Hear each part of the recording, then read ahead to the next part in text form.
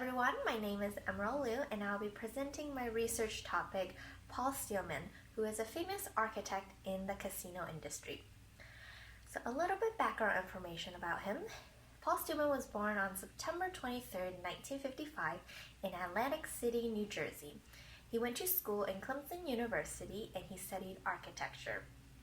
He founded his own company in 1987 called the Steelman Partners. So Steelman Partner is a leading international entertainment architecture firm that is based in Las Vegas, Nevada, but has multiple stores throughout the world. They do a lot of different areas such as interior design, graphic design, brand marketing, architecture, master planning, and 3D visualization. They also work with various hospitality and gaming companies such as Genting Group, GAM Resorts International, Galaxy Entertainment, Wynn, and so forth. So now I will talk about Paul Steelman's early life and how he became the person he is today. Throughout his early life, he has three influential people. The first one is his father as well as grandfather. Both of them are architects and that influenced his career greatly.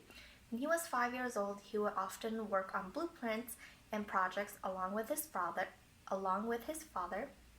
When he was 13 years old, he actually built a cabin in the woods with his father, so that greatly influenced him to become an architect. After he graduated college, he met Joel Bergman as well as Steve Wynn. Steve Wynn hired Bergman as well as Steelman to work on his project in Atlantic City. And they worked on various projects. He described Bergman as the originator of modern casino design, and they all became really good friends. And that basically helped him become the famous architect he is today. Now I will talk about some of his famous works. The first one is Mirage, which is the project that Mr. Wynn as well as Bergman both worked on. It is one of the influential projects in Las Vegas. What made Mirage so successful is that the inside was in fact as spectacular as the outside. So Mirage is one of the first integrated resorts in Las Vegas.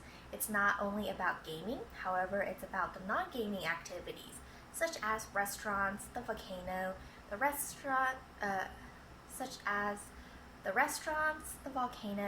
rainforest, waterfalls, as well as the atrium and the entertainment shows. It basically changed the casino design and it changed the business model. No longer was it only casino gambling, but it's about all those other activities you get to enjoy when you stay at a casino.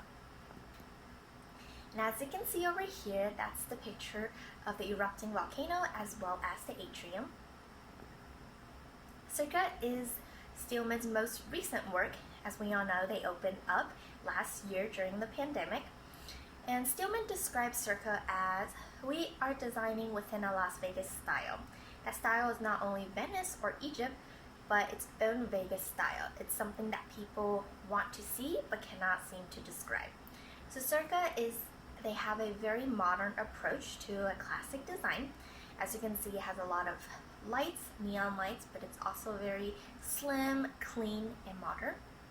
They have the neon sign within the property as well as the longest bar, the biggest sports book, and they also have a stadium pool. They have multiple photography spots within the property, and they install fresh air within the property so many people like to walk around it. Now, as you can see over here, that is the stadium pool where you can enjoy some games while relaxing near the pool, or you can see the largest sports book, which is huge and it can accommodate up to a lot of people. Now I will talk a little bit about the traditional design of casino architecture. Paul Steelman liked to describe casino architecture as a suburban theory. What that is that each hotel and resort is its own suburban area that has its own unique theme. And that is why people like to visit these casino resorts, is because they're all very unique and distinctive. They also go by 150 rules for casino architecture. To name a few, for example, the lobby, it should give a feeling of wow and excitement. So when people come in, they're immediately drawn towards the lobby. For the gaming floor, it should give a feeling of winning. So when people walk around, when they hear the clanging, the sound, the lighting, everything all comes together and will attract the customers to come sit down and play a couple rounds. And finally, the restaurant should give a feeling of home and relaxation. Paul Steelman described a building needs to be remembered, but also draw people to return over and over again. So it's very important to attract customers to come in the first time, but they also need to have great service, great food, and all those other amenities to keep them coming back and back and back. Now I will talk about the international design. As we all know, Steelman Partner is an international architecture firm, and they have worked with various companies throughout the world. For this PowerPoint, this presentation, I will mostly focus on the Asian market. When Paul Steelman designed Sands Macau, which is another signature project that I will talk about later, he did a couple things in order to succeed. The first one is that they conducted a market research. Since the Asian culture is very different than the Western culture, they really needed to understand the market, what they're getting themselves into. After understanding the market, they need to understand the culture. We all know that 4 is an unlucky number in the Chinese culture, so it's very important to remove all those aspects when designing the architecture. And finally, it's important to understand the customer's needs.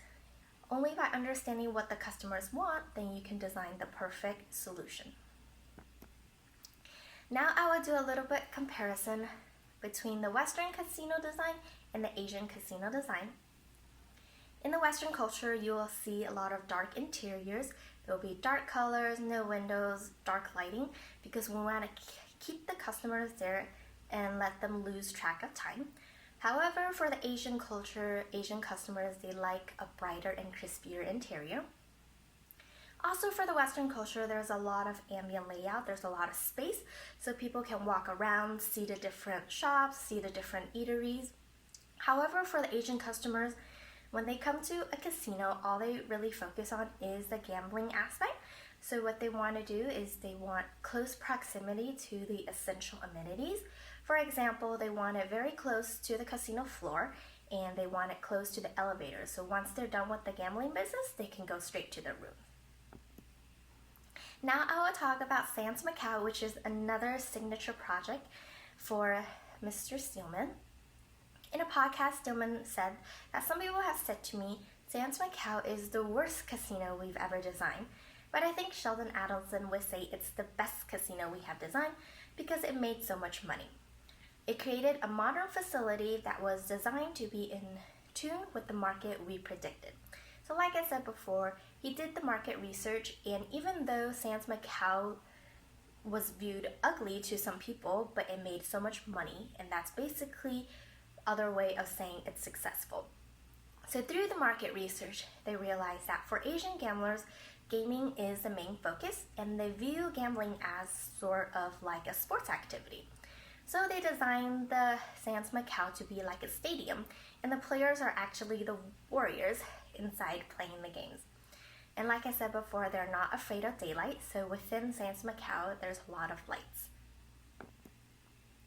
Finally, now I will talk about some of the future trends going on with casino architecture and designs.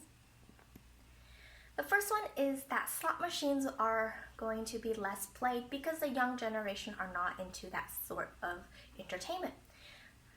Some of the things that needs to be changed might be incorporating new kiosks or digital games to attract them. So the traditional way of slot machines will not attract those customers. The other future trend is to incorporate more indoor and outdoor amenities.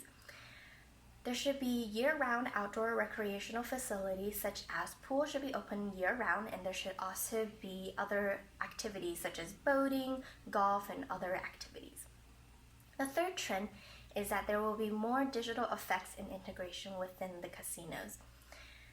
VR as well as video projection will all become a popular aspect within the new casinos. And finally, there will be less themed resorts because it's simply too expensive to renovate and keep them. So there will be more modern approach in the design. Finally, to wrap everything up, Paul Steelman said, We don't design anything for magazines. We don't design anything for other people to come in and say, wow. We design for the customers to come in and say, wow. So Steelman and his company really focus on what the customers want and not what the client needs. Thank you so much for listening. I hope you have a better understanding of Paul Steelman and know more about the casino design and architecture. Thank you.